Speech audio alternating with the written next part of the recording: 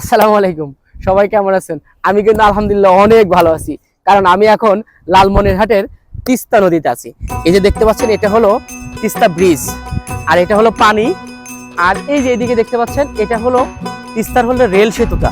চলেন আজকে আমি আর আপনি একসাথে দেখবো, এই পুরো এলাকাটা ঘুরে ঘুরে দেখাবো। যে যেখান থেকে আমার ভিডিওটা দেখছেন সবাইকে শুভেচ্ছা জানাচ্ছি লালমনিরহাট থেকে। দর্শক, আমি এখন আছি লালমনিরহাটে, আর আজকের এই ভিডিও জুড়েই থাকছে লালমনিরহাটের তিস্তা ব্রিজ।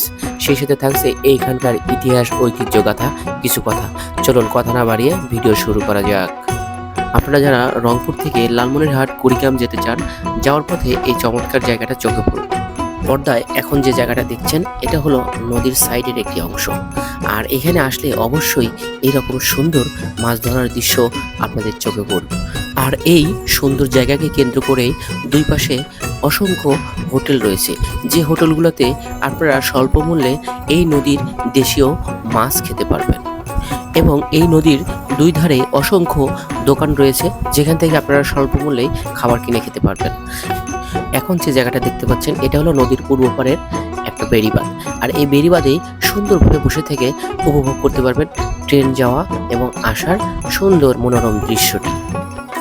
সীমানাবর্তী লালমনিরহাট ও কুড়িগ্রাম জেলায় সরাসরি যোগাযোগ স্থাপনে তিস্তা নদীর উপরে 1834 সালে নির্মিত হয় এই ব্রিজটি। 2110 ফুট লম্বা তিস্তা রেল সেতু মেয়াদকাল ধরা হয় 100 বছর।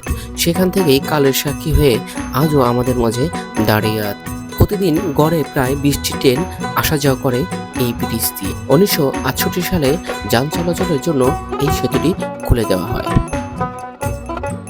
আমি এখন ঠিক হার্ডিং ব্রিজটার নিচে আছি, আর এখান থেকে আমি যদি আপনাদেরকে দেখাই, এই দেখেন কি অসাধারণ একটা জায়গা। দেখেন আমার দুই পাশেই যদি দেখাই, দেখেন শুধু পানি।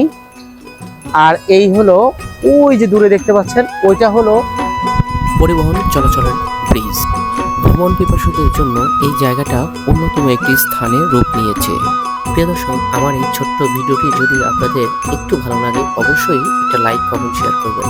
আর আমার পেজে আপনারা যারা নতুন অবশ্যই ফলো দিয়ে সাথে থাকবেন। সবাই ভালো থাকবেন, সুস্থ থাকবেন। আল্লাহ হাফেজ।